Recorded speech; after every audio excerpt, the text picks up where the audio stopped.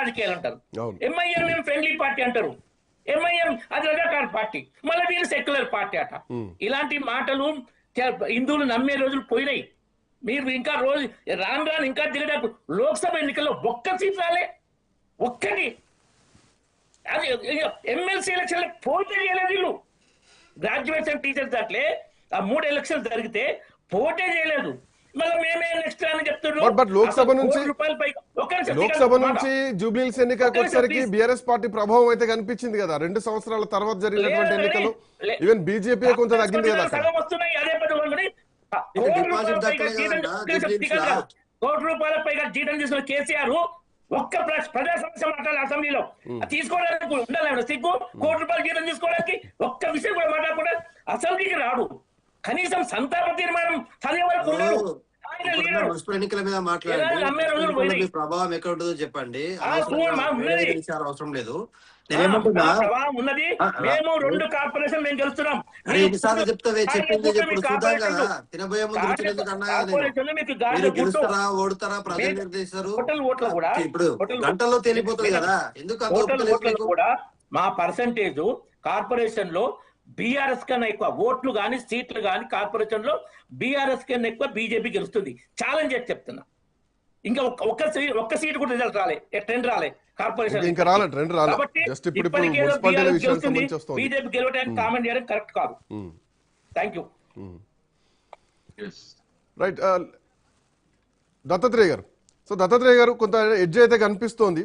And ఇప్పటివరకు ఇందాక మాట్లాడినట్టు చండూరు నల్లగొండ జిల్లాకు సంబంధించినటువంటి అప్డేట్స్ కూడా మనకు కనిపిస్తోంది. మహబూబ్ నగర్ జిల్లాకు సంబంధించినటువంటి మున్సిపాలిటీ అప్డేట్ కానీ, ఈవెన్ నల్లగొండ జిల్లాకు సంబంధించినటువంటి మున్సిపాలిటీ అప్డేట్స్ కానీ మనకు వస్తుంది. ఈవెన్ మహబూబాద్ జిల్లా మరిపేడ మున్సిపాలిటీ కూడా కాంగ్రెస్ పార్టీ కైవసం చేసుకుంది. ఐ థింక్ ఒక 6 స్థానాల్లో బీఆర్ఎస్ పార్టీ 7 స్థానాల్లో గెలిచింది. మిగతా స్థానాలు మొత్తం కూడా 6 స్థానాల్లో బీఆర్ఎస్ పార్టీ గెలిస్తే కనుక కాంగ్రెస్ పార్టీ 8 స్థానాల్లో గెలిచింది. ఇండిపెండెంట్ 1 స్థానంలో గెలవడం జరిగింది. ఇందాక నల్లగొండ జిల్లా చిట్యాలకు సంబంధించినటువంటి మున్సిపాలిటీలో విషయంలో కూడా కాంగ్రెస్ పార్టీ హవా అయితే కనిపిస్తోంది. బీఆర్ఎస్ పార్టీ 2వ వార్డులో గెలిచింది.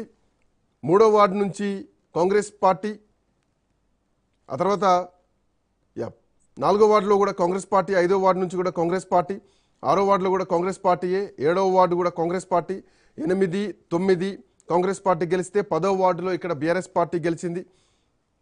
ఆ తర్వాత 11వ వార్డు 12వ వార్డులో కూడా కాంగ్రెస్ పార్టీ అభ్యర్థులే గెలవడం జరిగింది. సో ఓవరాల్గా వస్తున్నటువంటి లెక్క ప్రకారం Mahabubnagar municipal corporations updates వస్తున్నాయి. మహబూబ్ నగర్ మున్సిపల్ కార్పొరేషన్కి వెళ్దాం. పోస్టల్ బ్యాలెట్ లెక్కింపు పూర్తయిపోయింది.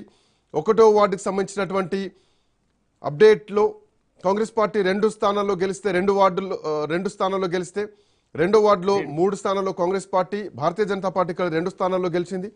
3వ వార్డుకి సంబంధించి మహబూబ్ నగర్లో పోస్టల్ బ్యాలెట్ సంబంధించినటువంటి అప్డేట్స్ చెప్తున్నాం. 3వ వార్డులో కాంగ్రెస్ పార్టీ 4 స్థానాలు, ఆ తర్వాత బీఆర్ఎస్ పార్టీ 1 స్థానంలో గెలిచింది. ఇక్కడ బీజేపీ పెద్దగా ఏం ప్రభావం చూపించలేదు. ఎందుకంటే మహబూబ్ నగర్లో కాంగ్రెస్ పార్టీ వర్సెస్ బీజేపీ లాగానే ఉంటుంది అనుకున్నాం. బట్ ఇది కేవలం పోస్టల్ బ్యాలెట్ ఓట్లకు సంబంధించినటువంటి అప్డేట్స్ మాత్రమే చూస్తున్నాం. 3వ వార్డులో 4 స్థానాల్లో కాంగ్రెస్ గెలిచింది. టీఆర్ఎస్ పార్టీ 1 స్థానం. 4వ వార్డుకి వచ్చేసరికి భారతీయ జనతా పార్టీ 1 స్థానం, బీఆర్ఎస్ పార్టీ 1 స్థానం అయితే కాంగ్రెస్ పార్టీ ఇక్కడ 0-0కే పరిమితమైంది. ఇంకా 5వ వార్డు విషయానికి వస్తే కాంగ్రెస్ పార్టీ 6 స్థానాల్లో, at same time Bharatiya Janata party 1 స్థానం. 6వ వార్డులో కాంగ్రెస్ పార్టీ 7 స్థానాల్లో గెలిస్తే భారతీయ జనతా పార్టీ 6 స్థానాల్లో, 6వ వార్డులో బీజేపీ 6 స్థానాలు. 7వ వార్డు విషయానికి వస్తే కాంగ్రెస్ బీజేపీ ఇక్కడ సరి సమానంగా ఉంది. బీఆర్ఎస్ పార్టీ 3 స్థానాల్లో గెలవడం జరిగింది. 8వ వార్డు 9వ వార్డులో కూడా కాంగ్రెస్ బీఆర్ఎస్ హవా కొనసాగుతోంది. సో మొత్తానికి Congress party versus BRS party లాంటి వాతావరణం అయితే కనిపిస్తోంది. మహబూబ్ నగర్లో మాత్రం బీజేపీ, కాంగ్రెస్, బీఆర్ఎస్ త్రిముఖ పోరైతే స్పష్టంగా కనిపిస్తోంది. లింగం యాదవ్ గారు,